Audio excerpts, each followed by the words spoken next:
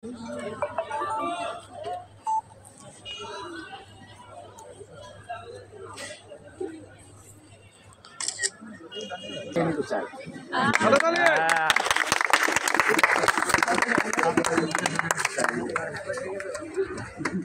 ছাত্রদের যুক্ত করে নিতে চাই। আমাদের এই ছাত্রদের সবাই আমি বুকে জড়াই নিলাম, সবার কাছে পারবো না। এই বলতে আমার ছাত্রী ভাইদের জন্য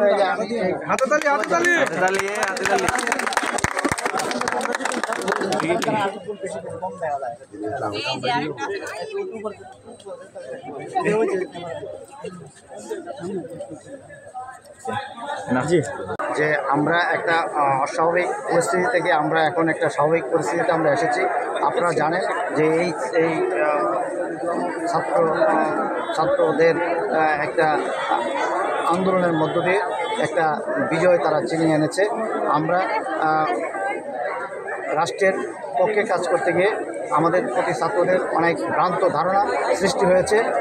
আর এই ইতিমধ্যেই আমরা ছাত্রদেরকে বিভিন্ন পোর্শনে বিভিন্নভাবে তাদের সাথে কথা বলে ভাব বিনিময় করে আমরা বোঝাতে সক্ষম হয়েছি। আমরা আমাদের কাজ আমাদের নিজের ইচ্ছা আমরা কোনো কিছু করিনি। আমরা সরকারের নির্দেশনা অনুযায়ী যে কাজগুলো করেছি এটা সরকারের নির্দেশনা অনুযায়ী করেছি। আমরা ছাত্রদেরকে বোঝাতে সক্ষম হয়েছি যে ছাত্ররা আমরা ছাত্রদের অর্থাৎ আমরা এদেশের জনগণের আমরা জনতার যে আন্দোলন ছাত্র জনতার আন্দোলনের পরে যে বিজয়, আমরা এই বিজয়কে মেনে নিয়ে আমরা তাদের জানমাল রক্ষার্থে এবং এদেশের আইন শৃঙ্খলা রক্ষার্থে আমরা কাজ করতে চাই। আমরা ছাত্রদের সহযোগী মনোভাব আমরা আশা করি। আমরা তাদের কাছে সহযোগিতা চাই এবং তাদের সাথে আমরা এই দেখা করি, সাক্ষাৎ করি, মত বিনিময় করি।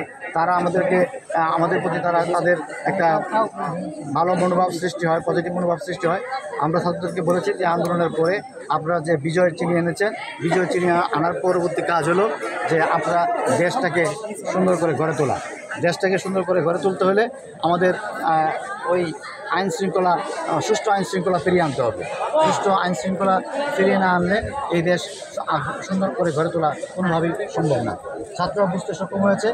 ছাত্ররা যেভাবে দেশটাকে গড়তে চায়, ছাত্ররা সেরকমভাবে একটা আইন শৃঙ্খলা দেখতে চায়।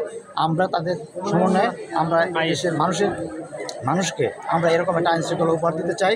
আমরা সবাই মিলে আমাদের যে সাধারণ ছাত্রছাত্রী এদেশের মানুষের যে স্বপ্ন আছে আমরা সেই স্বপ্ন পূরণ করতে চাই। এই লক্ষ্যে আমরা বিভিন্ন জায়গায় কার্যক্রম শুরু করেছি।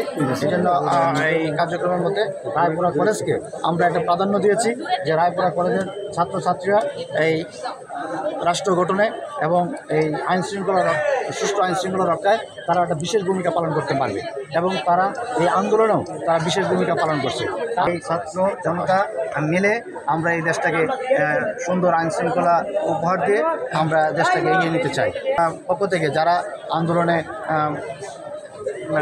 শহীদ হয়েছেন বা আমাদের পুলিশ সদস্যরা হয়েছেন, আমি মনে করি সবার জায়গা থেকে শহীদ মৃত্যুবরণ করেছে। আমি সকলের আত্মার মাগফিরাত কামনা করছি।